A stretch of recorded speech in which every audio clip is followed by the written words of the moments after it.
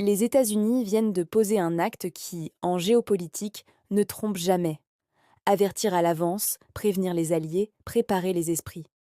Lorsqu'une puissance militaire annonce qu'elle s'apprête à frapper, ce n'est jamais un simple détail de communication, c'est un signal stratégique. Et dans le cas présent, ce signal est son mot lourd de sens. En alertant leurs alliés du Proche-Orient et du Golfe d'une attaque imminente contre l'Iran, l'administration de Donald Trump ne montre pas sa force, elle expose ses limites. Car frapper l'Iran aujourd'hui n'est pas une opération punitive, ni une frappe chirurgicale isolée, ni un message symbolique. C'est l'entrée dans une guerre ouverte contre un État souverain, structuré, armé, préparé et surtout conscient depuis longtemps que ce moment pouvait arriver. Employer l'expression lancer une attaque revient à sous-estimer volontairement la réalité du rapport de force. Une attaque, dans le langage militaire classique, suppose la surprise, la brièveté, la symétrie totale. Or, rien de tout cela n'existe ici. L'Iran ne découvre pas la menace. Il l'anticipe depuis des années. Il l'a intégrée à sa doctrine, à son organisation, à son tempo. Ce que révèle cette alerte américaine, c'est précisément l'impossibilité de frapper dans le silence. Lorsqu'Israël bombarde Gaza, le Liban ou la Syrie, il n'annonce rien. Lorsqu'il frappe vite, brutalement, en exploitant la surprise, la supériorité aérienne et le déséquilibre total des moyens. Les États-Unis eux-mêmes ont historiquement agi ainsi. Irak, Afghanistan, Libye. Les décisions étaient à moitié prises dans des cercles fermés, les frappes se déclenchaient sans avertissement public et le récit venait après. Ici, le schéma est inversé. Le récit précède l'acte et c'est précisément cela qui interroge. Pourquoi prévenir les pays du Golfe? Pourquoi alerter les partenaires régionaux? Pourquoi créer un bruit diplomatique avant même que le premier missile ne soit tiré? La réponse est simple et brutale. Parce que cette guerre ne se limiterait pas à l'Iran. Parce que les bases américaines, les infrastructures énergétiques, les routes maritimes, les capitales alliées deviendraient immédiatement des cibles potentielles. Parce que Washington sait que l'Iran ne répondrait pas par des mots, mais par une riposte graduée, asymétrique, étendue dans l'espace et dans le temps. L'Iran n'est plus le pays isolé, désorganisé et technologiquement dépendant que certains imaginent encore. C'est un État qui a survécu à plus de 40 ans de sanctions, de sabotage, d'assassinats ciblés, de pression économique extrême. Cette survie n'est pas le fruit du hasard. Elle repose sur une capacité d'adaptation, d'ingénierie inversée, de planification stratégique et de patience politique. Là où d'autres régimes se seraient effondrés, l'Iran a appris à fonctionner sous contrainte permanente. Il a internalisé l'hostilité comme une donnée structurelle de son environnement. C'est précisément cette donnée que Washington semble aujourd'hui redécouvrir. Avertir les alliés, c'est chercher à partager le risque.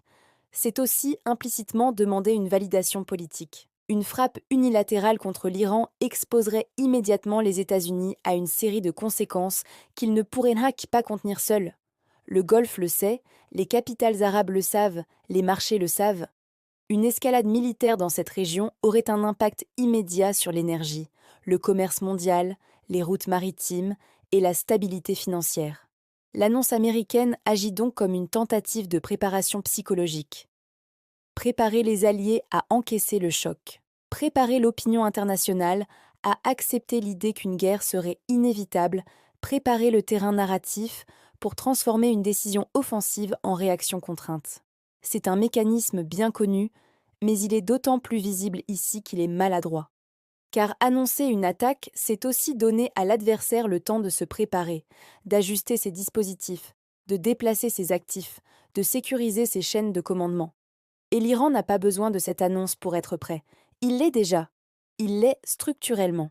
Son appareil militaire est conçu pour absorber le premier choc et répondre ensuite de manière décentralisée. Sa doctrine n'est pas celle de la confrontation frontale classique, mais celle de l'usure, de la dissuasion indirecte, de la multiplication des points de pression.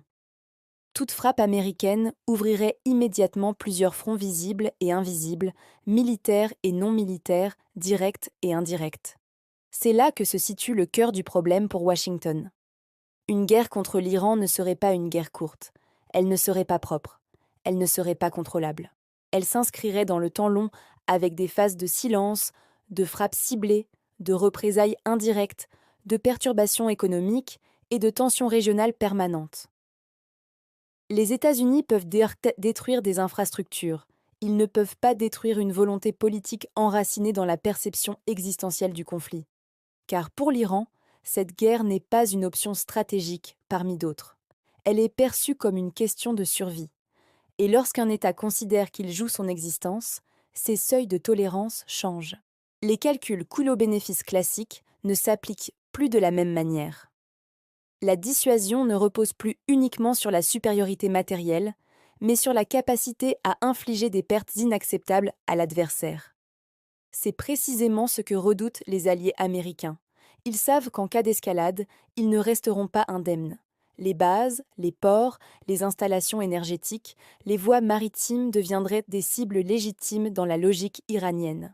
Et cette réalité explique pourquoi l'annonce américaine n'est pas accueillie comme une démonstration de leadership, mais comme une source d'inquiétude. Le paradoxe est là.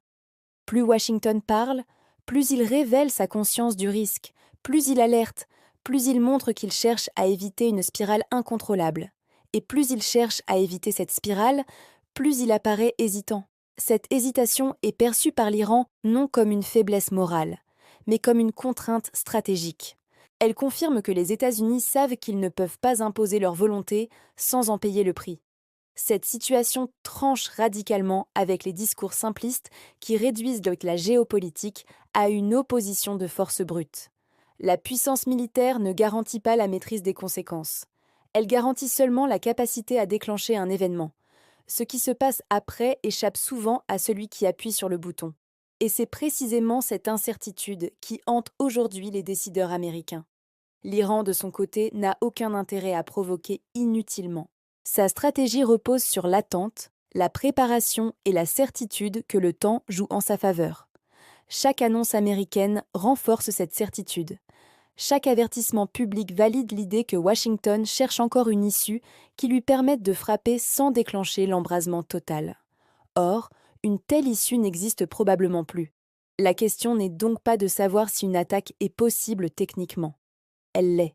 La question est de savoir si elle est politiquement et stratégiquement soutenable. Et sur ce point, l'alerte américaine constitue déjà une réponse implicite.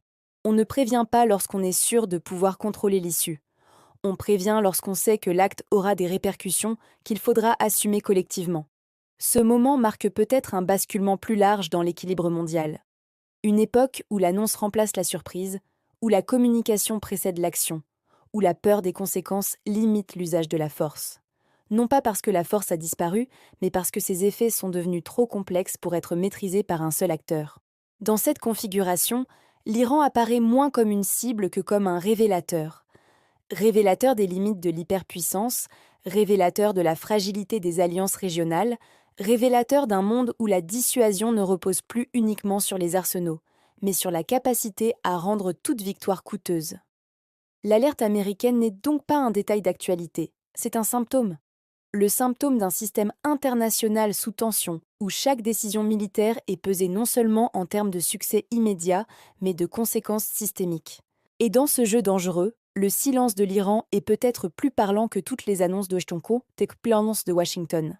Car l'Iran n'a pas besoin de répondre aux mots par des mots. Il sait que le simple fait d'exister, de tenir, d'attendre, suffit à maintenir l'adversaire dans l'incertitude. Et en géopolitique, l'incertitude est souvent l'arme la plus redoutable.